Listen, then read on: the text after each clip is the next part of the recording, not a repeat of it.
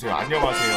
오늘 갑자기 선임과 연락되어 통화를 하던 중에 제 군대 이야기를 듣고 기억나 작성해 봅니다. 때는 2011년도 초쯤 설날을 맞이하여 저희 부대에서 이벤트를 자주 열었죠. 당시 일병 꺽이 넘었음에도 불구하고 후임 2명이랑 작업하다가 후송되는 일이 발생해서 모든 짬 처리를 당하고 있던 저는 인사과장님이 저를 갑자기 찾으시는 겁니다.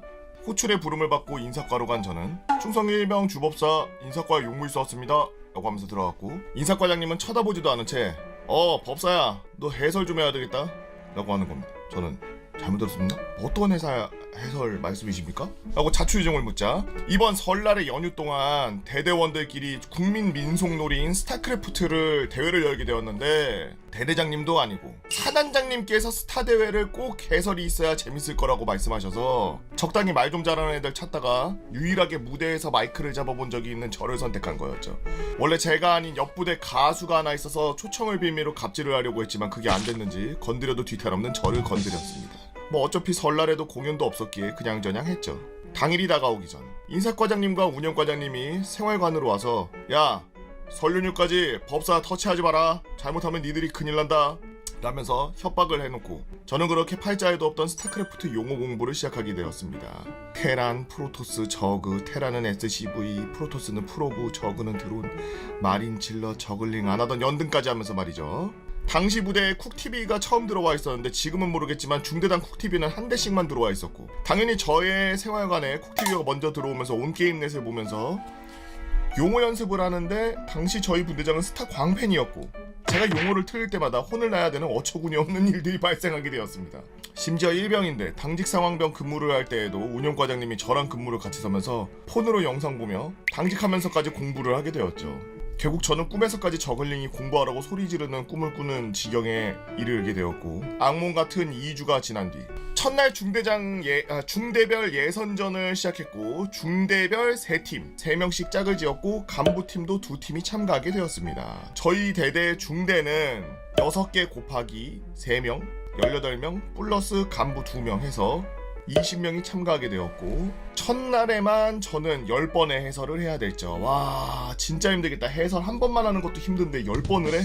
해설하고 밥 먹고 심지어 중간중간 외박증 이벤트도 해야 되고, 다행히 목은 쉬지 않았습니다만 취침 전에 급격한 현타가 오고 선임이고 동기들이고 저보고 고생이 많았다, 네가 고생했다, 힘들지, 좀만 참자라면서 위로하면서 간식들 사다 주고, 심지어 저를 안타깝게 보던 행정실 선임은 저를 근무표에서 설날 연휴보다 조금 더 쉬라고 빼주었습니다. 둘째 날, 그래도 전날보다는 좀 가벼웠습니다. 5번만 해설하면 된다고 생각했거든요. 하지만 군대는 전혀 예상대로 흘러가지 않았습니다. 본선전과 다른 이벤트가 갑자기 벌어졌는데 바로 중대장전이었죠.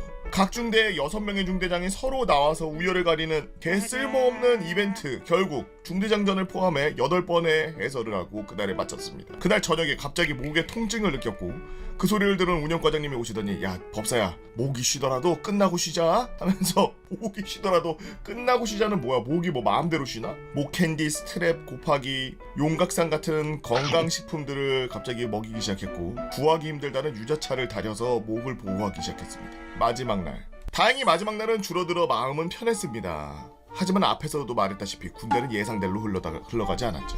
결승전을 포함한 4번만 하면 끝날 줄 알았던 경기는 대대장님께서 특별 참가로 또 다른 이벤트가 벌어졌습니다. 바로 간부 병사전. 각 중대별로 병사 4명, 대대장님을 포함한 간부 4명. 이벤트 매치가 헌터라는 맵에서 무려 3판 2선승제를 실시했고, 더 힘들었던 거는 이 경기는 무려 서로 1승씩 주고받아서 마지막 경기에서는 총 3번, 저는 이날 7번의 경기 해설을 해야 했습니다. 더 관건이었던 건 마지막 경기에 정말 박진감 넘치는 경기였는데, 마지막 경기는 서로 남북으로 갈라져서 중앙에서 치고받고 싸우는, 처절하게 싸우는 자원구갈이 되어가면서 병사 쪽이 승리가 올라가나 했는데 갑자기 대대장님의 거대한 무언가가 경기를 뒤집기 시작한 거였죠. 당시는 경기장 가운데에만, 중앙에만 옵저버 화면을 두고 있어서 각 진영에서 병력을 서로 보지 못하는 상황이었습니다. 전 당연히 아이고 병사들이 이기겠네 하면서 사병팀들이 마지막 승리를 가져가려고 합니다 라는 멘트를 치는 순간 병사들 진영을 치기 시작하는 대대장님의 캐리어 한 부대. 그걸 본 순간 모든 객석에서 환호 소리가 흘러나왔습니다. 저는 그걸 보고 안간힘을 짜내 캐리어예요. 캐리어 대대장님이 캐리어를 이끌고 직접 행차했습니다 이러면서 멘트를 계속 쳤죠. 심지어 대대장님 캐리어를 보호하는 간부들의 레이스 뮤탈 그걸 보는 저는 감히 대대장님이 지배하는 하늘을 넘보려고 하는 자가 있겠습니까? 대대장님은 그저 편하게 행직만 하시면 되는 겁니다 라는 드립을 날렸고 결국 대대장님의 황금 함대로 인해 병사팀은 지게 되었고 저는 GG 하면서 기립박수를 치는 병사들 그리고 경기가 끝나자마자 대대장님께 경례하는 병사들 서로 웃으면서 마무리가 잘 되었습니다. 하지만 저는 이 경기를 끝으로 당분간 목소리를 잃었죠. 설 연휴 동안 그렇게 25번의 해설로 인해 타중대에서는 저를 진짜 캐스터로 알고 있는 사람들이 있었고 심지어 과거 캐스터하다 들어왔 전역하면 온게임넷에서 볼 거다 뭐 이상한 소문이 나기도 했는데 저는 그냥 마술병사인데 말이죠. 그 해설이 소문이나 추석 스타 해설 대대 체육 행사 해설까지 하게 되었고 이러한 노고를 본 대대장님은 대대장 권한으로 4박 5일 포상휴가를 주셨고 진짜 캐스터를 본 것 같았다며 칭찬을 해주셨습니다. 운영과장님과 인사과장님은 주말 저를 불러서 피자나 치킨을 사주셨고요. 당시 인사과장님 말로는 야 네가 마지막 경기에서 그렇게 소리치는데 괜시리 미안하고 맛있는 거 많이 사주자고 스스로 다짐을 했었어 라는 이야기를 하더라고요. 사장님께서는 휴가를 줬냐고요? 말만 하지 오지도 않았습니다. 개땡땡. 실은 이 계기로 전공을 살려볼까 했지만 진짜 캐스터분들의 세계는 만만치 않을지라 마술사로서만 살아가고 있네요. 코로나로 강제 백수가 된 건 안자랑입니다 라고 주법사님께서 우리 30년 동안 동정으로 지내셔서 마법사가 돼버리신 우리의 주법사님께서 올려주신 썰랑썰레였습니다. 마법사가 되기 험난했을 텐데 그 많은 역경을 어떻게 그런 욕정을 견디시고 마법사가 되셨는지. 군대에서 저런 이벤트가 있을 때 대대장이 참여를 한다라는 거는 굉장히 극히 이례적인 건데 저 때 만약에 대대장을 발랐다 그러면 휴가증 안 나오죠.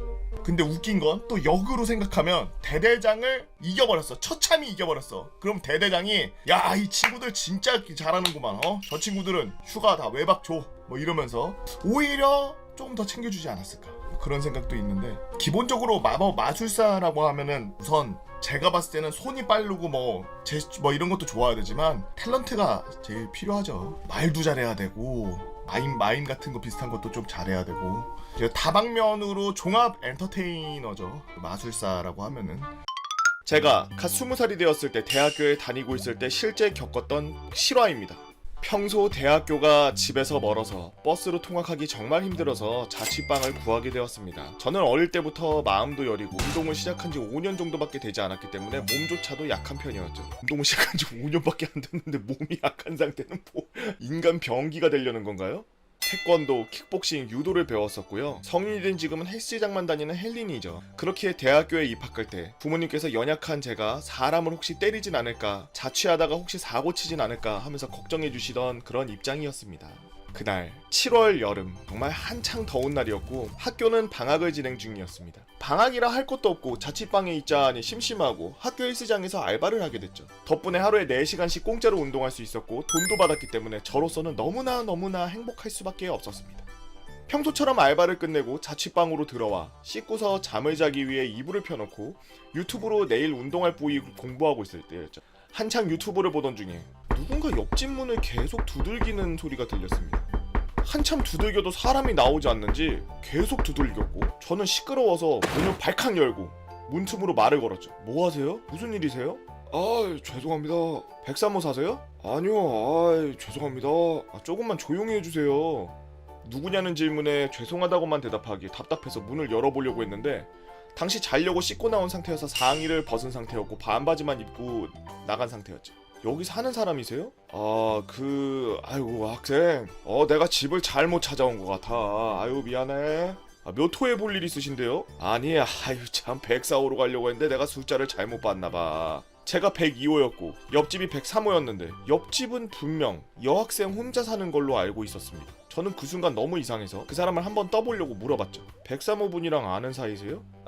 그 백사모 그 남학생이 저번에 월세를 안 내가지고 집주인이신가요? 그렇지. 아까 전에는 104호 가려고 그랬다 그러더니 이 건물의 집주인은 계약할 때 봤는데 분명 다른 아저씨 분이었고 103호엔 분명 여학생 혼자 사는데 거짓말하는 게 딱 보여서 너무 수상했죠. 그때 그 아저씨가 가려고 하길래 불렀더니 그냥 무시하고 계속 갈 길 가는 겁니다. 저는 슬리퍼를 빨리 신고 뛰어서 따라갔습니다. 아저씨가 뒤를 힐끔한검 쳐다보더니 시커판 표정으로 소리를 지르면서 도망을 가는 겁니다. 저는 당황해서 멈춰선 뒤에 그 아저씨가 뛰어가는 모습을 한참 지켜보다가 집에 들어왔죠. 근데 당시 생각해보면 아저씨가 보시고 충분히 그럴만했던 게 키 180에 몸무게도 90kg 정도 되는 덩치 큰 사람이 위통 까고서 저기요! 하면서 뛰어오면 저 같아도 도망갈 것 같았어요. 거울 보며 아저씨의 행동을 납득하면서 그날 잠에 들었습니다. 그렇게 며칠간 아무 일 없이 잘 지내고 있었죠. 며칠 뒤 아침에 쓰레기를 버리기 위해 집 앞을 나왔는데 옆집 여학생이 친구랑 걸어서 자취방으로 오는 게 보였고 저는 여학생에게 나아가 말을 걸었습니다. 저 혹시 최근에 이상한 사람 못 보셨나요? 이상한 사람 못 봤어요. 다른 건 아니고요. 어떤 아저씨가 며칠 전에 여기 본인 그 집 앞에 103호 앞에서 월세 안 냈다고 찾아왔는데 혹시나 해서요. 이상한 아저씨 같던데 좀 조심하셔야 될 것 같아서요. 네 알겠습니다. 그렇게 대화를 마치고 그날도 마찬가지로 알바를 하기 위해 헬스장으로 갔는데 하필 헬스장 전기가 나가서 오늘은 수리를 해야 되기 때문에 운영을 안 한다는 겁니다.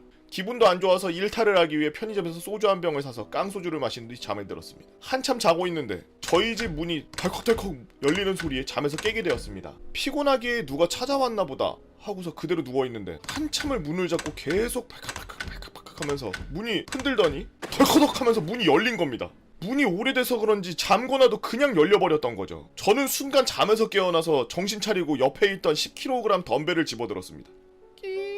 하고 문이 열리고 그 사람이 들어오기 시작했고 방에 들어오려고 하는 순간 저는 덤벨로 상대를 찍을 준비를 하며 반대손으로 상대방의 목을 탁 하고 잡았죠. 너 누구야? 얼굴을 봤더니 며칠 전에 봤던 그 아저씨였던 겁니다. 목을 잡고 있어서 이 사람이 숨이 막혔는지 말을 못하고 저는 목을 잡고 있던 손을 풀어주었습니다. 목을 놓는 순간 이 사람이 캑캑거리면서 기침을 했고 순간 술 냄새가 엄청 나더라고요. 저는 덤벨을 내려놓고 말을 걸었습니다. 아저씨 왜 들어오신 거예요? 에이씨 여기 103호 아냐? 이거 102호인데요? 아씨 잘못 들어왔네 미안혀 라고 하면서 몸을 비틀거리며 나가려고 하는 겁니다. 저는 아무리 무단 주거 침입한 사람이라지만 제가 목을 잡고 위협을 했기에 아저씨가 경찰에 신고할까봐 신고하지 말라고 말하려고 어깨를 잡았습니다. 근데 그 순간 이 아저씨가 주머니에서 뭔가를 꺼내들며 저를 째려보는 겁니다. 칼이었습니다. 저는 그 칼을 보자마자 아저씨의 손목을 발로 걷어차고 칼을 놓치는 걸 보는 순간 아저씨에게 달려가 제압만 하려고 목을 조르고 있었는데 아저씨가 몇 초 동안 헥헥거리더니 기절해버렸습니다. 저는 순간 당황해서 빨리 경찰에 전화를 했고 경찰관이 오셨을 때 상황을 전부 설명하고 경찰서에 가서 얘기를 나눴습니다. 얘기를 나누던 도중 충격적인 이야기를 듣게 되었죠. 그 아저씨는 강간으로 전과가 2범이나 되는 사람이었어요. 그 말을 들은 순간 저는 103호 여학생이 떠올랐고 만약 제 집이 아니라 103호에 아저씨가 들어가게 되면 어떤 일이 일어났을지 또 제 집에서 기절하지 않고 다시 옆집으로 가게 되었으면 무슨 일이 일어났을지 생각해보니 정말 끔찍하고 그냥 내 집에 들어온 게 차라리 다행이다 라는 생각이 들었습니다. 저는 진술을 마치고 자취방에 오자마자 103호에 들렸고 상황을 설명했더니 울면서 정말 감사하다고 하더라고요. 그날 이후 학교에 소문이 나고 학교에 경찰서장님께서 직접 오셔서 장학금 수여하는 수여식까지 하게 되었으며 일은 잘 마무리되었습니다. 수여식이 끝나고 경찰관분이 말씀하시길 그 아저씨가 그 여학생이 혼자 사는 걸 알고 있었으며 수차례 미행했고 술 마시고 심신미약한 상태면 죄값이 적어진다는 걸 이용하기 위해 술을 많이 마시고 너무 마신 탓에 사고 판단이 흐려져서 자기가 들어가야 될 그 집이 아닌 옆집으로 잘못 찾아오게 된 거라고 했죠. 그날만 생각하면 아직도 가슴이 철렁 내려앉고 소름이 돋지만 하나의 또 추억이 남게 된 것 같습니다. 정말 훌륭한 일을 해내셔서 최고기는 한데 혹시나 다른 분들이 따라 하실까봐 말씀드리지만 칼 든 상대로는 아무것도 하지 마세요. 진짜 칼이 내 몸으로 들어와서 정말 너무 지근거리라 도망치지도 못하고 어떻게 하지도 못하는 상황에서는 필사적으로 칼을 잡고 막 뭐 눈을 찌르고 막 이래야 되겠지만 그러기 전까지는 만약에 칼을 들거나 특수한 그런 무기 같은 거를 이렇게 들고 있는 상대는 절대로 건드리지 마세요. 그 진짜 그 찰나의 그 판단 때문에 생명을 잃을 수가 있어요. 거리가 조금 있는 상태에서 그런 걸 들었다면 차라리 뒤돌아서 바로 도망치세요. 뒤돌아서 도망치기에 거리가 너무 멀다 그러면은 의자나 책상 같은 걸로 최대한 거리를 벌리면서 소리 지르면서 다른 사람들 오게 해가지고 다른 사람의 이목이 많이 끌어서 도망치게 하던지 그런 식으로 해야지 실제로 칼 잡으려고 하다가는 손 날아가는 건 고사하고 그냥 죽어요. 저도 학교에서 호신술이라고 이것저것 많이 배우고 그러는데 보통 알려줄 때 어떤 식으로 알려주냐면 교수님들이 자 내가 서 있어 볼 테니까 집어넣어봐. 그러면은 앞에서 보여주는 애가 야! 이러고 가만히 있어. 자 여기서 잡고 한 바퀴 돌아서 이 상태에서 무릎에로 갔다가 팔을 차서 뭐 칼을 떨어뜨려서 막 이미 이렇게 돼서 죽었지 뭘 씨. 잡고 뭐 이러고 있어. 막고 막긴 뭘 막어. 바로 야 막자마자 칼날이 일로 나오는 게 보일 텐데 야 타고 막자마자 칼이 이렇게 해서 일로 나오는 게 보일 텐데 뭘 막어요. 여러분들은 절대로 칼이나 무기를 든 상대를 보고서 싸움을 걸거나 더 도발을 해서 나를 해를 하게 한다든지 막 이런 행위들을 못하게 그 자리를 도망치고 떠나는 게 제일 좋은 방법이에요. 안녕하세요 개복원님. 날씨도 점점 더워지는 걸 보니 국방의 의무를 다하고 계시는 분들에게 유격 훈련의 시즌이 점점 다가오고 있다는 걸 의미하는 것 같았죠. 그래서 제가 실제 유격 훈련 때 겪었던 실화를 있는 그대로 여기에다가 한번 풀어보려고 합니다. 믿기지는 않으시겠지만 말이죠. 일병을 달자마자 저에게 유격훈련이라는 크나큰 시련이 닥치게 되었다는 걸 알게 되었습니다. 지금은 유격훈련이 유격 플러스 전술훈련까지 합쳐서 2주라고 들었는데 제가 있을 때만 하더라도 유격훈련은 일주일짜리 훈련이었죠. 당시 저희 대대는 유격 교관과 조교를 자체적으로 운영하는 시스템이었기에 미리 교관과 조교를 쓸 간부와 병사를 선발대로 보내 훈련시킨 뒤 본대가 다음 주에 도착하여 유격 훈련을 받는 뭐 그런 체계였죠. 그리고 대망의 유격날. 본대가 20km 유격 행군을 하고 도착한 유격장에서 우리를 반기고 있었던 건 미리 선발대로 파견되어 훈련받고 검은 모자, 빨간 모자를 눌러 쓴 대대 간부와 병사들이었습니다. 첫날은 도착하자마자 유격장에 텐트 치고 유격 체조를 외우느라 정신없는 하루를 보내게 되었죠. 둘째 날, 이때부터가 진짜 지옥의 시작입니다. 유격 체조 마지막 구호는 안 붙인다는 것을 누누이 말했는데도 누군가는 계속 입에서 꼭 마지막 구호가 터져 나왔죠. 눈치가 있는 사람들이라면 아시겠지만 마지막 구호 전의 번호는 다른 번호보다 꼭 목소리가 큽니다. 누가 가르쳐준 적도 없는데 말이죠. 아마 다음 번호는 절대 부르지 마! 라는 간절한 비명이었겠지만 여지없이 마지막 구호가 터져 나왔고 우리는 그렇게 PT8번과 PT11번 PT11번이 제일 지옥입니다. 체조를 빙자한 얼차려라고 생각합니다. 를 계속하게 되었습니다. 코스 체험은 뭘 했는지 기억도 안 날 정도였죠. PT 미친듯이 받았나 보네. 유일하게 기억나는 것은 하사가 교관으로 재량으로서 1번 올빼미 즉 중대장을 위 사진에 줄 잡고 건너기를 할 것을 지시하였고 중대장이 물에 담가지기를 기대했던 교관과 조교, 간부와 병사들의 바람을 무시한 채 중대장은 빠지지 않고 안정적으로 도하에 성공했습니다. 둘째 날, 지옥 같았던 훈련이 끝나고 텐트에 돌아온 저와 선임들 그리고 후임들은 그날 있었던 일들을 털어놓으며 유격훈련의 참맛에 대해 토론했죠. 그러던 와중에 저는 왕고에게 의문의 한마디를 던졌고 왕고는 저희에게 충격적인 사실을 털어놓았습니다. 여기서 잠깐 당시 소대 왕고를 제외한 나머지 선임들은 유격훈련이 다 처음이었대요. 아우 땡땡병장님, 작년에 이 같은 훈련을 어떻게 일주일씩이나 버티셨던 겁니까? 나? 나 작년에 대대장님 덕분에 제대로 유격훈련 안 받았어. 왕고가 풀어놓은 이야기는 다음과 같았죠. 작년 유격훈련 3일차 되던 날 병사들이 유격훈련 잘하고 있는지 훈련장 주변을 산보하고 있던 대대장의 발 앞에 우연히 축구공 하나가 툭 걸린 겁니다. 그 축구공이 전에 유격훈련 받았던 대대의 것인지 아니면 유격장 관리하는 부대의 것인지 그것은 상관이 없었습니다. 축구공은 그 해에 유격훈련의 전환점이 되었죠.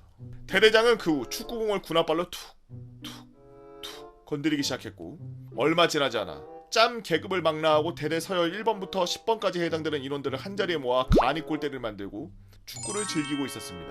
축구라기보다는 풋살에 가까운 걸 즐기고 있었죠. 그 모습은 유격훈련을 받느라 힘들게 교장을 이리저리 돌아다니는 병사들의 눈과 표정, 입에서 아이씨 라는 말이 나오겠고 어떤 미친놈들이 유격훈련 중에 축구를 하고 있는지 혼내주러 당당하게 걸어가던 몇몇 교관들은 축구하고 있는 대대 탑 10을 보고 공사 현장에서 안전을 위해 엘리자를 위하여를 틀고 후진하는 중장비 차량 마냥 슬그머니 뒤돌아갔습니다.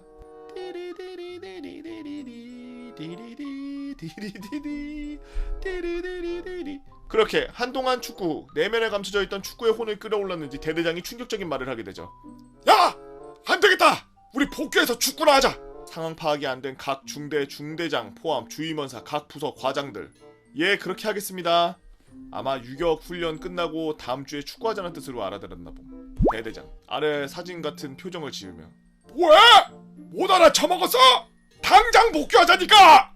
각 중대 중대장 포함 주임원사 각 부서 과장들은 어이없는 표정으로 지금 복귀하시자는 말씀이십니까? 그럼 유격은 어떻게 되는 겁니까? 아! 내가 유격 대장인데 뭐 어때 쌍! 어서 복귀해! 내일 축구해야 되니까. 그렇게 어이없게도 축구의 혼이 끓어오른 대대장의 변덕 때문에 그해 유격훈련은 3일 만에 종료되었고 목요일에 복귀, 금요일엔 대대 간부들이 총동원된 군대 쓰리가가 열렸으며 선심을 제외한 병사들은 그냥 생활관에서 편히 쉬었다고 했죠. 소대원들은 왕고가 썰 풀어놓은 게 어처구니 없어서 그런 일이 또 일어날 리는 없을 거라고 했지만 그 일은 머지않아 다시 일어나게 되었습니다. 1년 3일째 유격체조 후 각 코스를 체험하기 위해 산길로 된 교장을 이동 중 맞선임이 점점 저희 소대와 멀어지는 걸 보게 되었습니다. 그 와중에 선임 한 명이 나에게도 그래도 너가 마도임인데 맞선임 좀 챙겨라. 저는 저질 체력의 맞선임을 챙겨서 소대 뒷공무니로 따라갔죠. 그리고 저에게 맞선임 챙기라고 지시했던 선임이 아무래도 불안했는지 잠시 뒤 자신도 함께 도우겠다고 따라왔습니다. 문제는 그 선임이 소대장격인 반장인 땡 중사에게 보고도 안 하고 그냥 그대로 뒤로 와버린 거였고 저질 체력의 맞선임은 따라가기는커녕 점점 뒤처지다가 저와 선임과 함께 나고자로 만들어버렸죠. 이후 어찌어찌해서 다른 소대와 합류해서 소대 텐트로 돌아오게 된 저희는 다른 선임들의 침울한 분위기 속에 왕고한테 너희 3명 다 똑같은 놈들이야! 라는 굴욕적인 소리를 들으며 연대 책임으로 욕먹고 반장님의 처분만 조용히 기다리고 있었습니다. 저는 반장님이 화도 잘 안 내시는 너그러운 분이셨지만 대형 사고를 친 데다가 너그러운 사람이 폭발하면 어떻게 될지 두려움에 떨며 기다리고 있었죠. 점심시간도 지난 뒤 반장님께서 텐트로 돌아오셨습니다. 근데 잔뜩 화난 표정도 그렇다고 화를 시키거나 침울한 표정도 아니고 싱글벙글한 표정으로 웃으면서 들어오시는 겁니다. 그리고 반장님은 충격적인 한마디를 꺼내셨죠. 야 주목! 집에 갈 준비해라. 응? 좀 있으면 대대 복귀할 거라고 명령 하달될 거야. 그러니까 준비들 하고 있으라고. 상황은 이랬습니다. 저희가 낙오된 것 때문에 열받으셨던 반장님은 화를 삭히기 위해 나가 계시다가 우연히 대대장과 작전과장님이 하는 이야기를 듣게 되었는데 대화 내용은 다음과 같았죠. 내가 출발 전에 날씨를 계속 주시하고 있었지. 예상대로 내일 태풍이 온대. 그러니까 유격 훈련 종료하고 빨리 복귀합시다. 이 소식을 듣고 기분이 완전히 풀린 반장님은 이 낭보를 전하기 위해 돌아오셨고 저질 체력 맞선임만 체력 좀 키워 라는 말만 한마디 하시고 낙오 사건은 그냥 일단락되었습니다. 잠시 뒤 반장님의 예상대로 각 중대장들이 대대장에게 소환되어 복귀한 중대장들 입에선 대대로 복귀하자는 명령이 떨어졌죠. 그리고 전 대대원들은 환호성을 지르진 않았지만 기쁜 마음으로 텐트를 걷어서 두 돈반에 싣고 있었습니다. 야 저러면 없던 힘도 나겠다. 나 같으면은 24인 용천 막 혼자서 풀어가지고 혼자 접어서 혼자 집어넣는 신나서. 비록 복귀행군이 남아있긴 했지만 그 정도는 감수할 수 있다! 라는 마인드였죠. 그런데 여기서 두 번째 기쁜 소식이 행복원님 입에서 날아들었습니다. 대대장이 태풍이 오고 행군하기 귀찮은데 그냥 빨리 복귀하자고 수송대대에 연락해서 두 돈반하고 미니버스를 섭외해놨으니까 군장들도 그냥 빨리 다 두 돈반에 때려 싣고 그냥 버스 타고서 가자라는 얘기였죠. 그렇게 저는 첫 유격훈련을 태풍 덕분에 일찍 끝내게 되었고 여기에 반장님이 제비뽑기를 잘 하신 덕분에 다른 중대 대대원들을 두 돈반 타고 복귀할 때 저희는 25인승 미니버스 타고서 대대 복귀하게 되었습니다. 그런데 복귀하면서 곰곰이 생각해보니 위에 언급한 대로 대대장님이 이미 태풍의 존재를 유격하기 전날부터 알고 계셨고 언제든지 핑거스냅을 칠 각만 재고 있었다는 결론에 도달하게 된 것이었죠. 그리고 또 생각해보니 두 차례의 유격훈련을 다 합쳐도 왕고는 일주일도 유격훈련을 받지 않았다는 걸 알게 되었습니다. 땡변장님 작년하고 올해 유격훈련 다 합쳐도 일주일이 안 되지 말입니다. 그렇게 되나? 9일당 위에서 언급하였듯이 저희 대대는 자체적으로 유교 교관과 조교를 운영하였습니다. 그러다 보니 당연히 교관들과 조교들의 숙소는 따로 없었고 저녁이 되면 자기 소대로 돌아와야만 했죠. 그리고 유교 훈련 받느라 한덕 도기올은 소대장과 간부들의 무기날에 밤마다 조교들은 소대원들로부터 모포마리를 당했어야 했으며 모포마리로 도기오른 조교들은 다음날 더 빡세게 굴리는 악의 순환 고리가 계속해서 이어졌다는 이야기가 내려오고 있습니다. 올해도 연애 실패님께서 올려주신 미친 대대장설. 대장님 그러지 마시고 일찍 전역하시는 게 어떨까요? 그냥 군인 하시기 싫은 것 같은데. 아니면은 전역이 얼마 안 남으셔서 진급이 막혀서 그냥 편하게 그냥 군생활 하다가 전역하실 생각으로 현자가 되신 게 아닌가. 때는 바야흐로 2019년 7월 일병 5호봉 때 일어난 일입니다. 저희 부대는 후방에 있는 예비군 부대였는데 산속에 있어서니까 여름만 되면 처마란 처마 끝에는 온통 벌들이 집을 짓고 다니는 지옥의 말벌주가 시작되곤 했습니다. 7월은 그야말로 절정기죠. 저는 후방 부대 보급병답게 꿀 아니면 헬이었는데 그러던 어느 날 사건이 터졌죠. 점심밥을 먹고서 생활관에서 쉬다가 사무실로 출근해가지고 직속 간부이자 부대 최강의 짬밥을 갖고 계신 보급 급양관님께서 한번 씩 웃으시면서 저를 바라보는 겁니다. 편히 쉬었습니까? 땡땡아. 좋댔다. 사건의 전말은 이랬죠. 창고들이 모여있는 곳에 안 쓰는 컨테이너 창고가 하나 있는데 아무도 쓰지 않는 곳이다 보니 저와 제 사수 그리고 보급관님이 함께 안에를 싹 비워버리고 보급관님이 사적으로 쓰던 창고였습니다. 그 안에는 보급관님의 개인 애장용품이 가득 잔뜩 있었고 대부분 목재 가구였죠. 가끔 몰래 부대 밖으로 나가서 집으로 가져가시곤 했는데 그 창고에 말벌집이 생겼다는 거였죠.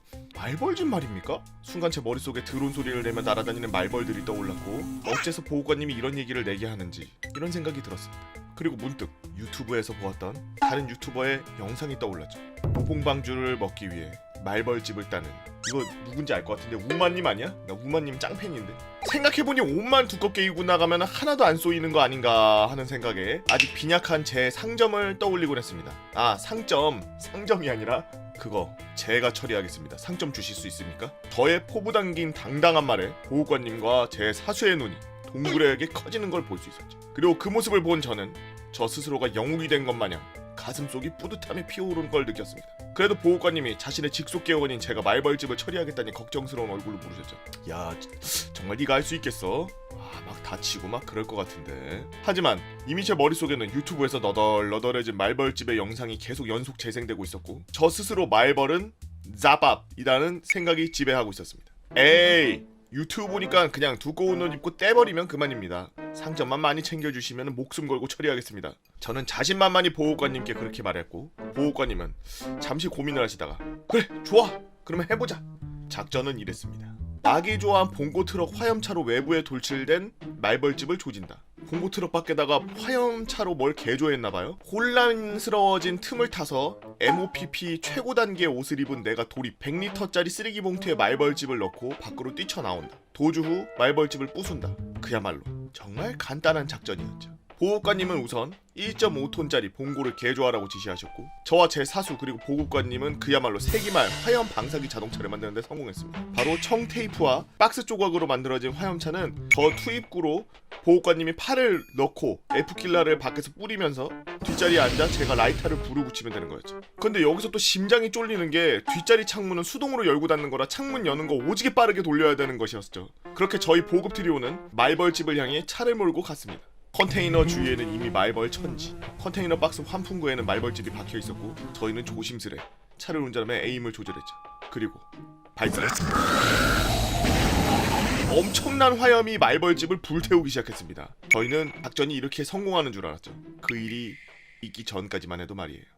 갑자기 보호관님이 짝짝짝짝짝짝 소리를 내기 시작했습니다. 창문 너머로 확인해보니 보호관님의 팔을 감싸고 있던 박스에 불이 붙은 겁니다.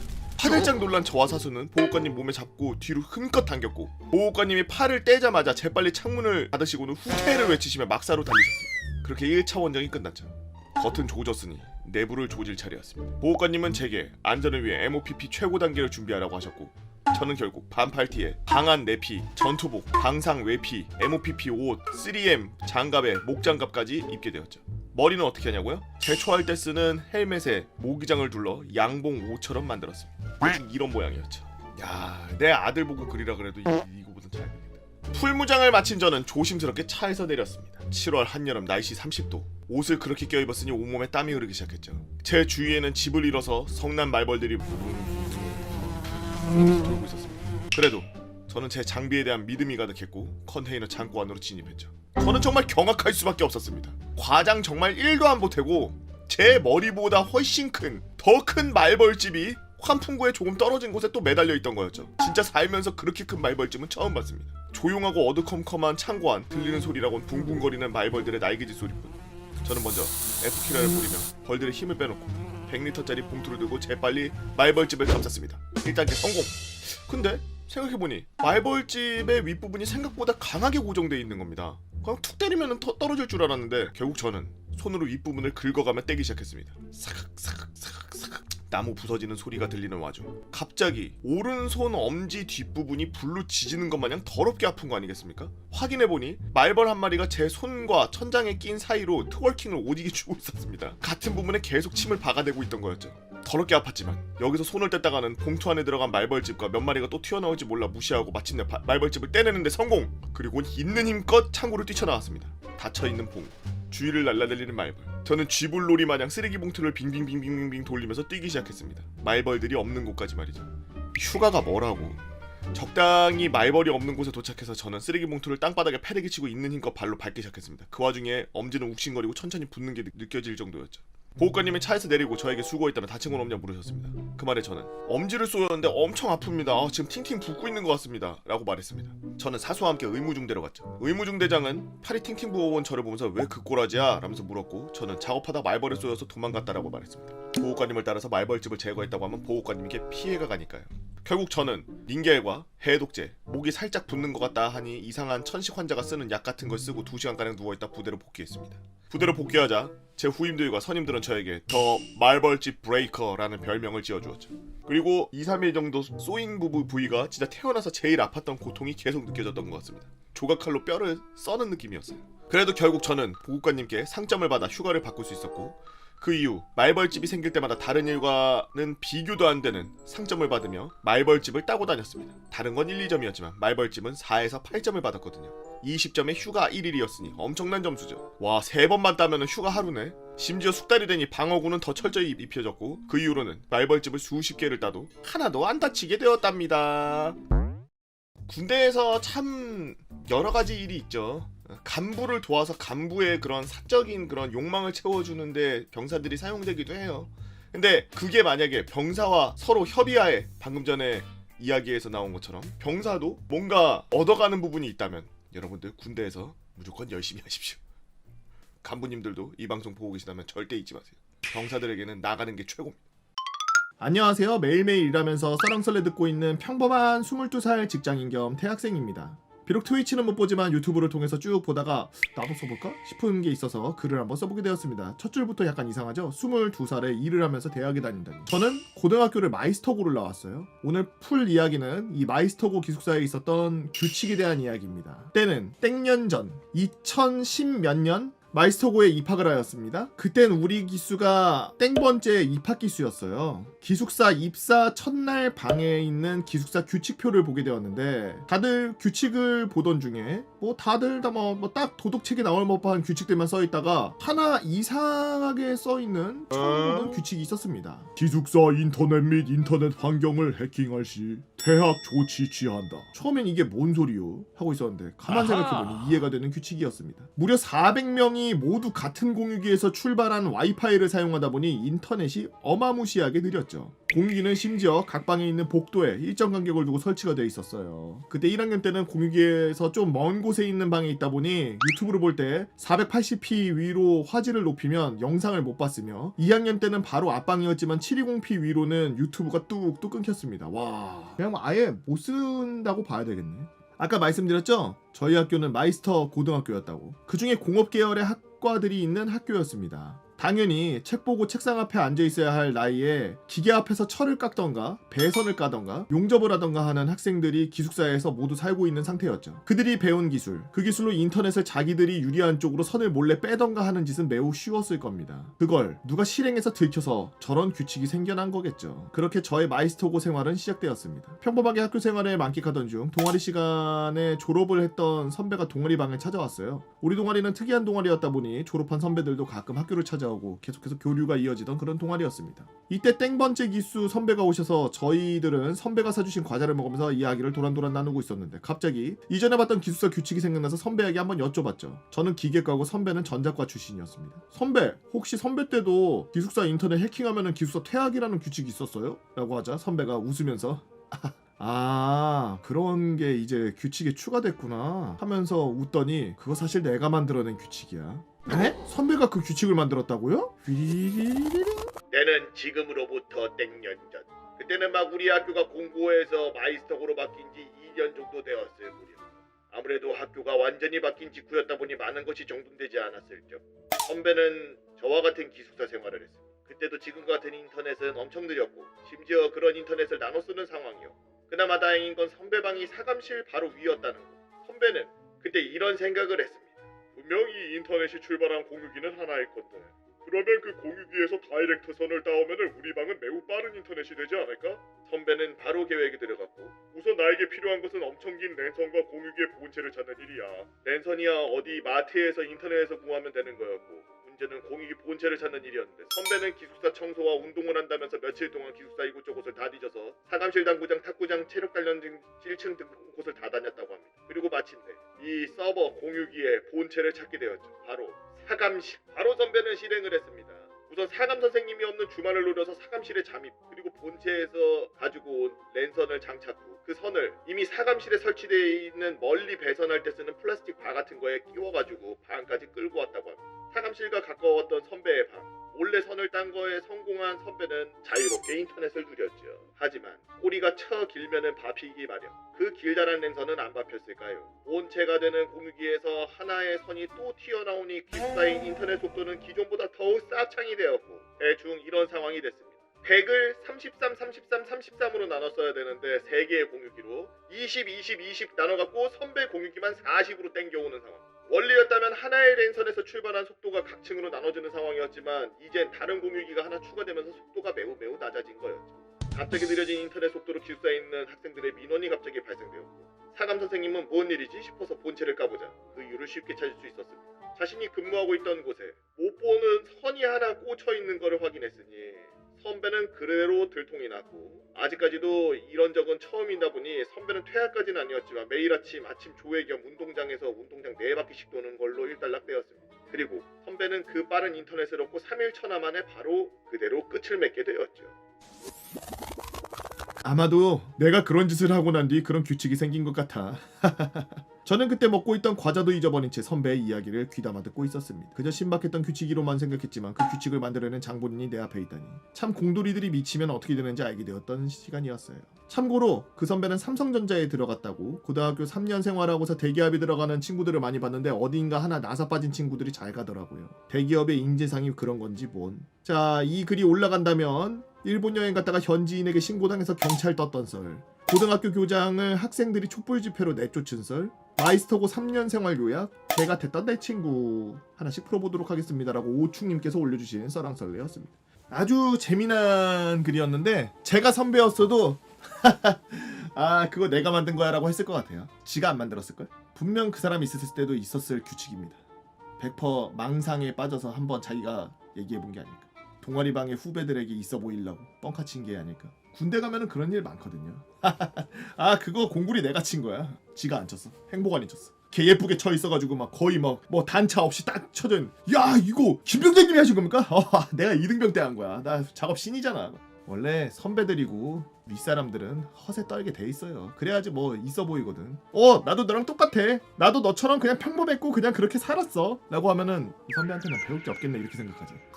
아 그때 고등학교에 불난 거 내가 불 지른 거야 막 이러면은 와, 이 사람이 우리 학교에다 불 질렀던 사람이구나 이러면서 엄청 좋아하지. 그런 무용담이나 약간 영웅담 뭐 이런 것들이 학교 다닐 그 젊은 치기에는 뻥치기 제일 좋은 거니까 제가 봤을 때는 구라가 아닐까. 물론 진짜일 수도 있죠. 구라가 아닌 거를 한번 반박해 보세요. 언제나 유튜브로 썰랑썰레 듣고 있는 청취자예요. 지난번 사기당한 대민지원 썰 맛깔나게 읽어주셔서 진심으로 감사합니다. 마지막에 위병소에서 간부차 박살난 썰 풀려고 했는데 재밌게 살릴 자신이 없어서 그냥 다른 썰을 풀려고요. 위병소 내용은 근무자 간에 서로 사인이 안 맞아서 과속하던 간부차가 위병소 차단 사슬을 뚫고 벽을 박은 사건이었거든요. 나중에 그 간부한테 보상비 대신 그 간부랑 작업할 때면은 제가 나서서 뛰어가고 탁구도 같이 치고 친해져서 잘 지냈다는 그런 뭐대의 소소한 내용입니다. 이번 썰은 은혜 갚은 들깨 썰입니다. 저는 연대 수송대 소속으로 부속 담당이었습니다. 부속들을 저장할 곳이 마땅치가 않아서 부대 외곽에 외진 곳에 안 쓰는 통신대 박스 탱크. 수송대에는 하나씩 있죠. 통신대 박스 탱크. 우리는 페인트 창고로 썼는데 통신대 박스 탱크에다가 소모품을 잔뜩 박아두고 있었습니다. 안 쓰는 이유답게 문이 안 닫히거나 어디 한두 군데가 부식돼서 구멍이 생기거나 했는데 거기서는 소모품 박스와 야생동물이 공존하는 곳이었죠. 어떤 탱크 열어보면은 짬타이거가 새끼랑 둥지를 틀고 있고 어디는 뱀이 튀어나오고 어디는 벌들이 집을 크게 지어놨고 뭐야 이거 뭐야. 소모품 얘기만 꺼내면은 계속 써야 한다, 관리 잘해라, 다치지 마라, 진급이 어쩌고저쩌고 하던 간부들 때문에 계속 쓰고 있는 상황. 사건은 초겨울에 생겼습니다. 일병이 던져는 2돈 반 에어클리너 소모품을 챙기러 사수와 박스 탱크 중 한 곳을 들렀는데 그 안에서 하는 소리가 나는 겁니다. 무언가 안에 있네 싶어서 근처에 항상 거치하던 강목을 들고 사수가 문을 열면은 제가 내려칠 준비를 하고 있었는데 사람이 아니라고 확신한 게 그 추운 겨울에 누가 박스 탱크 안에 들어가 있겠어요. 얼어 뒤지려고요. 차라리 난로 있는 정비고 휴게소를 가죠. 사수가 수신호로 하나 둘 셋 하면서 발칵 열었고 거기에는 다리를 다친 들개가 박스 사이에서 끙끙대고 있었습니다. 저는 당황해서 하니까 사수가 뭐해? 하면서 같이 들여다보고는 개가 놀랐는지 낑낑거리면서 박스 사이로 기어가려는데 다친 다리 때문에 잘 못 움직이더라고요. 일단 진정시키려고 괜찮아 하면서 강목을 버리고 다가가니까 끙끙거리면서 머리를 제 손 쪽으로 내미더라고요. 설마 무는 건 아니겠지 하고 쫄고 있는데 눈은 겁에 질려 있었습니다. 물지는 않겠네 하고 번쩍 들었는데 손에 느껴지는 앙상한 갈비뼈. 배고프고 지쳐서 여기저기 쉴 곳을 찾아서 돌아다니다가 박스 탱크에 벌어진 문틈 사이로 들어왔고 저희와 마주친 거였죠. 기력이 없는지 순순히 안긴 개를 수송대 간부들에게 보고를 하러 가던 중 웬 개야? 라고 묻던 부대 인원들 다 똑같이 한 말은 오 난립하게 생겼는데 어쩔 거야? 키울 거야? 그게 되나? 그 개는 이렇게 생겼습니다. 개를 좋아하던 저와 사수는 도저히 쫓을 수가 없어서 데려왔다, 다친 애다, 치료해야 한다 라고 읍소했고 간부들은 니네 정신 나갔냐? 왜 군대야, 뭘 키우거나 그러는 곳이 아니야. 아씨 어쩌지? 하면서 결정을 못 내리더군요. 짬스타 보급관님이 다친 애를 버리면 벌 받는다. 일단 치료하고 겨울인데 얼어 죽지 못하게 분명 이 근처에 농가나 그런 데서 온 걸 테니까 수소문해서 돌려보내자 라고 하고 치료부터 하자라고 땅땅땅 결정을 내리고 바로 배차 내서 저랑 동물병원으로 직행. 배가 너무 고픈 건지 물과 건빵 부순 걸 개어서 주니까 그릇까지 다 씹어먹겠더라고요. 치료비를 보호관님이 감내하면서 수의사에게 들은 말은 일반견은 아니고 사냥개인데 상처를 보니 오래된 것이 낙오돼서 버려지거나 무리해서 따돌려진 것 같다. 찐득이 기생충도 많고 야생에 오래 있던 개지만 사람 손을 타서 사람에 대한 공격성은 없다. 주인 찾기는 힘들 거다. 군대라고 하셨죠? 그냥 키우시죠. 밥값 할 겁니다. 그렇게 복귀해서 보고를 드렸고 수송대장님은 잠시 고민을 하다가 우선 겨울이 오니 이미 오내를 좀 보내기는 그렇고 간부들 주변에 개 필요한 집 있다 그러면 보내자. 데리고 있는 동안 보호는 발견한 저랑 사수에게 일임한다 라고 결정을 내렸죠. 저와 사수는 바로 오케이를 하고 박스라 이름을 붙였다가 갑돌이로 이름을 바꿨죠. 박스라고 하니까 정비고 여기저기서 야, 박스 어딨냐 이러면서 집 부르는 줄 알고 뛰어와가지고 앵기는 통에 바꿨습니다. 밥돌이는 겨울 내 행정반 정비고 왔다갔다 하면서 부대원들의 사랑과 사수 저의 케어를 받으며 본 모습을 찾아갔고 늠름한 자태를 보이더군요. 정말 잘 키웠어. 나중에 연대장님까지 밥돌이 얘기가 들으셨고 직접 정비고까지 오시더니 늠름한 자태를 보시고 수송대의 마스코트라고 박으셨죠. 근데 진짜 잘생기긴 했었어요. 동네 똥개급이 아니었습니다. 밥돌이는 이쁜 집만 골라서 했는데 정비고와 박스 탱크를 부대원들과 같이 다니면서 위험한 뱀, 벌집이 있으면 짖어서 경고를 했고 휴게실에서 애교를 부린다던가 아주 기특하면서 화장실 교육을 했더니 아무 곳에나 싸지르지도 않았죠. 공놀이도 자주 했고 병장들이 짱 박혀서 간식이나 먹을 때 기막히게 찾아서 보고관이 헬로우 해주시고요. 그렇게 겨울이 지나고 봄이 오면서 훈련도 같이 오는데 거수자로 위장한 타부대 인원들이 연대본부로 털러온다는 훈련이었고 우리는 야발야발거리면서 훈련 준비를 했습니다. 밥돌이도 평소와 다르게 저희가 행동하는 걸 보고 앵기지 않고 동선이 안 겹치게 구석 같은 데 앉아 있었죠. 머리가 진짜 좋았어요. 패급보다 더 좋아. 그리고 훈련을 시작하는 밤, 밥돌이 이놈이 아주 큰 공을 세웠습니다. 작전과 정보과의 침투루트를 예상하고 인원 배치를 했는데 그 어디에도 거수자를 확인할 수가 없었고 언제 쳐들어올지 몰라서 다들 매복 지역에서 대기하고 순찰을 하고 있는 도중에 무전기에서 거수자 발견 야야야 밥돌아 물지마 이 밥돌이가 거수자 중 하나의 냄새인지 소리인지 모르겠지만 짖기 시작하더니 한쪽으로 쫙 달려가서 또 큰 소리로 짖어대고 주변에 대기하던 인원들이 거수자를 발견해서 검거에 성공한 거죠. 같이 있던 후임이 자기가 안 막았으면 거수자 발을 물고 찢어버렸을 거라 하면서 공격성이 엄청나다면서 역시 사냥개라고 했어요. 그 덕에 주변 경계는 더 강화됐고 결국 무사히 훈련을 마쳤지만 이게 경계 쓰는 인원이 아무리 마무리된 게 아니라 개가 사람을 찾은 거라서 침투했던 수색대대가 이 훈련은 무효다! 라고 주장했는데 사단에서도 긍정적으로 평가를 하지 않았다라고 했대요. 다시 훈련을 하냐 마냐 그 순간에도 일단 자기가 뭔가를 했다는 걸 안 밥돌이는 보호관이 챙겨주는 개껌을 야무지게 물면서 행복해했죠. 훈련은 계획적으로 하는 거라서 한 번 더 하면 전체 계획이 꼬이고 그냥 성공이라고 하자니 병력의 돌발 행동이다 뭐다 해서 맞서니 그냥 유야무야 지나갔습니다. 다시 하진 않았거든요. 그렇게 공을 세운 밥돌이는 더 귀여움을 받고 지내다가 여름에 피부병이 심해져서 보호관님 처가댁으로 요양을 보냈습니다. 그러니까 기름 묻은 장갑 끼고 만지지 말라니까 어떻게 사람들이 개보다 더 멍청한지.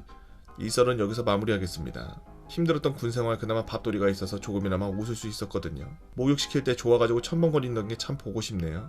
더 좋은 썰로 찾아뵙겠습니다. 그럼 이만. 노저라 물 빠진다님께서 올려주신 썰랑썰레였습니다. 군대에서 뭔가 생명을 키운다는 게 쉽지 않죠. 결국에는 생명을 키운다는 게 하나의 책임이거든요. 그 부대원들이 돌아가면서 그 생명을 키운다라면 모를까 그래도 그 생명한테는 좀 적응이 안 되지. 주인이라고 생각하고 친하다고 생각하는데 갑자기 없어지고 새로운 사람이 들어오고 적응하기 힘들지. 무리에 계속 새로운 애들이 들어오고 알던 애들이 나가는 그런 시스템이니까. 저희도 군대에서 대대장님 명령으로 지키던 게 있는데 맵비두기 탄약고 경기 근무 쓰면 앞에 나무가 하나 있었는데 잘라야 된다 만다 그러면서 막 엄청 간부들끼리 실갱이 하던 나무가 한 그루 있었는데 대대장님은 그 나무 안 잘라도 시야 방해 안 된다 라는 생각에 자르지 말아라 라고 했는데 대대장님이 이제 간부들 중에 자르고 싶어하는 간부들이 좀 있고 그러니까 시차를 자주 나오셨어. 그쪽으로 오신다든지 그쪽으로 막 안 보이게 이렇게 온다든지. 근데 뭐 다 보이지 뭐 그 대대장 오는데. 그러다가 한 번은 대대장님이 오는데 막 오오오오오오오오오오오 막 이러니까 뭔 소리야 이거 봤는데 그 나무 사이에 맵비둘기가 산비둘기라 그러는데 비둘기가 보통 도시에 있는 거는 흰색인데 산비둘기는 약간 갈색의 무늬가 있어요. 얘는 좀 빡세게 생겼는데 이렇게 생긴 비둘기 있어요. 비둘기 같지도 않아 사실. 그놈이 그 나무 속에다가 둥지 틀면서 오오 막 우리 뭐 새로운 사람 올 때마다 오오오오 막 이러는 거야. 그래서 대대장이 올커니 그러더니 탄약고 관리자들, 탄약고 저 경기 근무자들 비둘기도 생명이니까 그 인수인계할 때마다 기입하는 데다가 잘 있는지 확인하라고. 확인 안 되면 자기 올라온다고. 그러니까 애들이 이제 열심히 쓰기 시작했어. 막 시간마다 맵비둘기 오고 가고 맵비둘기 어디 날아갔다 다시 돌아옴 입에 뭘 잔뜩 물고 옴 막 이러면서 그런 거 막 엄청 계속 적다가 하루는 맵비둘기 알감 뭐 이렇게 돼 있는 거야. 그래서 뭔 알을 깠어. 근데 그 맵비둘기 알감 그러자마자 대대장이 올라오더라고. 그 직접 보고서 그 탄약고 관리하는 경기 근무 원들한테 전달하라고. 절대 둥지 구경하려고 손으로 파헤치고 열지 마라. 그래가지고 몇 달을 경기 근무소로 나갈 때마다 그 애들 막 구경하고 막 야 어떻게 됐냐 뭐 어때 요즘 어떠냐 막. 나중에는 그 알 다 까가지고 다 떠나고 나서 둥지 확인했을 때 아무것도 없고 새끼들 다 잘 키워가지고 다 내보내가지고 다 산으로 갔지. 근데 웃긴 놈이 거기 그 사람 있는데 그 앞에다가 그렇게 자기네들 안 건드린다는 걸 알았나? 멍청한 건지 아니면 더 똑똑해가지고 우리가 지켜줄 거라고 생각했는지. 거기는 24시간 경기니까 뱀 올라오고 이런 거 다 보이지. 나무 타고 뱀 올라오고 뭐 다람쥐 같은 게 막 알 까먹으려고 오고 뭐 이런 거 다 보이지. 여튼 군대라는 데가 참 아무래도 자연 환경이나 산 속에 있고 이러다 보니까 별의별 일들이 다 있어요.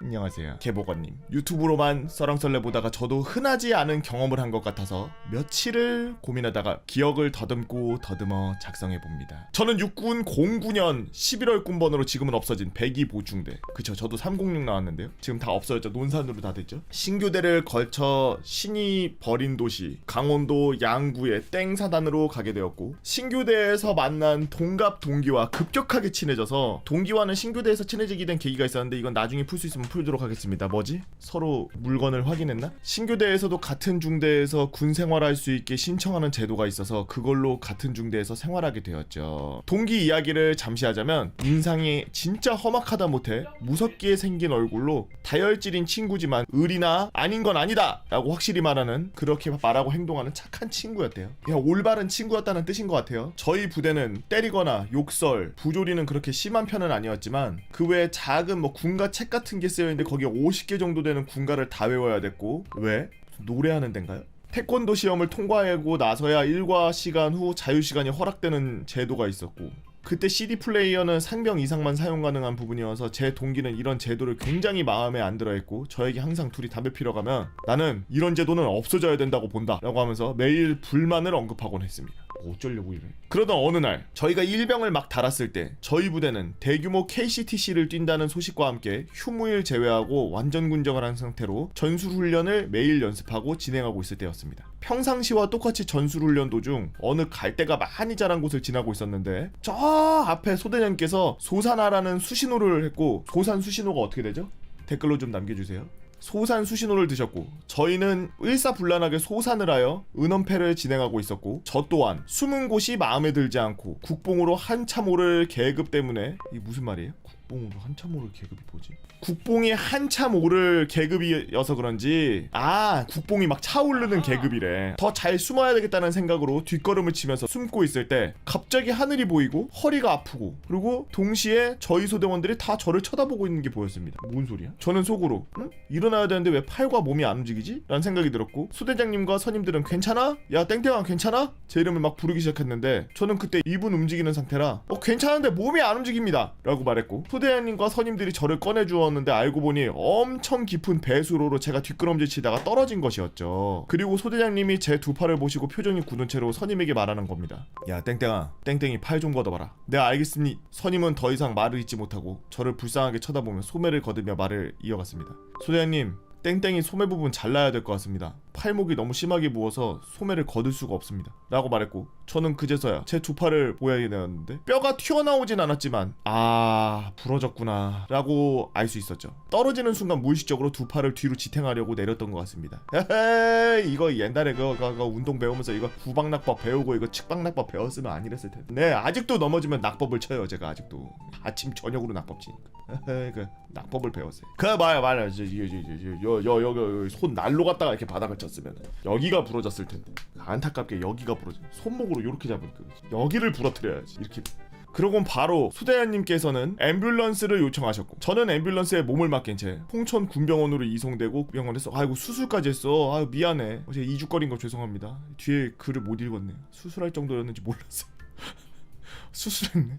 미안합니다. 나중에 들어보니 군병원에 저희 어머님하고 밖에 병원에서 할지 군병원에서 수술할지 여쭤본 결과 어머님은 그래도 군대에서 수술하는 게 관리도 잘 받을 것 같다고 해서 군대에서 진행했다고 하네요. 팔목밖에 고정시키는 방법으로 철을 박아서 흉터가 아직도 심하게 남아있습니다. 전신마취 후 수술을 진행한다고 하여 처음 하는 전신마취라 이야기만 듣고서 버티기를 한번 해볼까? 눈에 힘주고 버티려고 하다가 3초 만에 블랙아웃 당했죠. 그렇게 수술을 마치고 제 두 팔에 감긴 기부스를 보면서 제일 먼저 든 생각은 아픔보다 똥 어떻게 닦지? 라는 생각뿐이었습니다. 그렇게 안정을 취하고 다행히 허리와 다리 쪽에는 문제가 없었기에 걸어서 이동을 했죠. 군병원에 처음 가본 저는 놀랐습니다. 4인 6인실 이런 게 아닌 그냥 침대만 쫙쫙 깔아놓고 여러 명이 한 곳에서 지내는 그런 시스템으로 운영되고 있었죠. 완전 야전 침대처럼 완전 일자로 쫙 해놓고서 수십 개 갖다 놓고 거기에 사람들 막 누워있지. 그렇게 저는 침대에 앉아서 똥을 어떻게 닦아야 될지 고민하던 찰나에 저에게 군의관님은 팔은 좀 괜찮니? 다른 곳은 아픈 곳이 없고? 없습니다. 여쭤볼 곳이 있는데 여쭤봐도 되겠습니까? 그래 말해봐봐. 제 두 팔이 이렇게 기부 상태인데 죄송하지만 제 똥 좀 닦아주실 수 있겠습니까? 그건 걱정하지마. 화장실에 비데가 있고 건조 기능도 있어. 저는 비데가 있다는 말에 너무 기분이 좋았죠. 그렇게 걱정을 없애고 침대에 앉아서 쉬고 있는데 저 멀리 휠체어를 탄 군인이 오고 있는 걸 보았습니다. 가까이 온 그 모습을 보고 저는 아무 말도 할 수가 없었습니다. 그 군인은 두 다리가 다쳐서 깁스를 허벅지까지 한 상태였고 화장실 또한 간부가 동행해서 처리해주는 듯했죠. 한편으로는 그래 두 다리보다는 손이 나은 것 같지 라면서 혼자 위안을 삼았고 그렇게 6개월 정도 군병원 생활을 마치고 부대로 복귀할 때쯤 걱정이 밀려왔습니다. 부대가 다 그렇진 않겠지만 한참 열심히 해야 될 일병의 병원에서 6개월씩이나 빨고 왔다고 생각할 때니 패급이란 이미지가 박혀있겠지? 부임들이 나를 짬시키면 어떡하지? 걱정이 앞섰습니다. 그렇게 부대 복귀를 했을 때 앞서 말한 동기가 제일 먼저 제게 오면 환하게 웃는 걸 봤습니다. 야 땡땡아, 야 너가 입원하고 소대에 많은 일이 있었어. 영문을 모른다는 표정으로 저는 동기를 쳐다보았고 동기는 그렇게 불만이던 제도를 구테타 아닌 구테타를 일으켜서 부조리란 부조리를 다 없애고 정권을 본인이 싸잡은 상태였죠. 정권을 잡아? 그렇게 좋은 동기로 인하여 남은 군 생활을 편하게 보내면서 무사히 전역할 수 있게 되었습니다. 동기와는 아직도 연락을 하고 지냅니다. 긴 글 읽어주셔서 감사드리며 10년도 지난 이야기라 두서없이 생각이 떠올리면서 쓰다 보니 앞뒤가 안 맞는 경우도 있는 것 같은데 재밌게 읽어주시면 감사하겠습니다. 지금도 고생하고 계시는 군 장병 여러분들 힘든 시기에 항상 감사드립니다. 항상 좋은 방송 보여주시는 개보님 감사합니다 라고 10년 전 그날님께서 올려주신 써랑썰레였습니다. 이 무슨 군대에서 레볼루션을 일으키는 일병에서 막 이제 상병 달았을 때인데 정권을 다 잡았다면은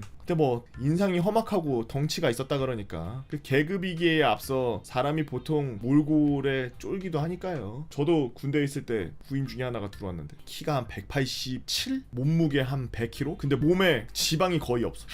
하얘가지고 이마가 여기까지 벗어졌는데 진짜 나이는 얼굴은 정말 애기 같아요. 얼굴은 정말 애기 같은데 머리 여기까지 벗어지고 까까머리 안에 흰머리가 엄청 나있고 등치 이만하고 어깨 이만하고 막 몸 이만하고 막 팔뚝 이만하고 막 뼈 이만하고 막 타이탄이라고 불렀거든. 그런 놈이 2등병으로 들어왔어. 어느 대학교인지는 말 안 하겠지만 그냥 누구나 말하면은 아는 그 대학교의 법학과 다니고 있던 친구였어. 하고 맨날 쌩글쌩글 웃어. 개벌병자님 뭐뭐 합니까? 막 이래. 등치 이만해가지고 막 곰 같아가지고 이러고서 앉아가지고 총기 수입하는데 뭐 누구 죽이러 가는 것 같아. 다른 애들은 막 이러고 있잖아. 아 귀찮아. 막 이러고 있잖아. 그냥 다리 이렇게 벌리고서 이러고서 개보면장님 근데 이번에 막 이렇게 합니까? 대포 닦는 것 같아 막. 그런 애 하나 와가지고 나는 우리 내무실에 왔을 때 벌레 한 걸 많이 봤으니까 같이 이렇게 놀고 이러면서 귀여워가지고 동생이니까 또 제가 나이가 있을 때 군대를 갔어요. 한 2-3살 정도 또 더 많이 먹은 상태에서 군대를 갔는데 완전 동생 같으니까 맨날 막 발이 이렇게 잡고 야! 나 뿌리쳐봐! 아 하지 마십시오. 뿌리쳐봐! 내가 다리 막 이렇게 잡고 야씨 못 나가겠지 타이탄 너 이제 걸렸어 야 다 잡아봐. 진짜 풀어도 됩니까? 아 풀어봐! 타이탄 너 오늘 어디 못 가? PX 가도 됩니까? 안돼 너 못 가! 오늘 못 가! 풀어도 됩니까? 풀어봐! 야 빨리 잡아! 막 내무실에 한 명씩 이렇게 팔 잡고 다리 하나씩 잡고 나 다리 잡고 누가 막 몸 잡고 5명에서 타이탄을 이렇게 잡고 있어. 타이탄 막 서가지고 이렇게 막 책인가 뭐 보고 있다가 PX도 못 가게 하고 저 진짜 그냥 갑니다. 가보라고! 뭐 탁 내려놓고 야! 하는데 애들이 반대쪽 침상으로 날아가. 으아! 나도 막 발 잡고 있다가 으아! 하면서 막 저 책장인데 막 갖다 받고 막 아 이 새끼야! 선임을 이 새끼가! 제가 노라고 하지 않았습니까? PX가 2등병인데 아무도 뭐라고 못해. 다른 소대에 있는 애들이 너 2등병인데 너 PX 막 이용하고 막 그래도 돼. 제가 개보병장님 이겼습니다 막 이러고 도냐라더니 그 계급을 초월하는 그런 애들이 하나씩 와요. 무서운 놈들.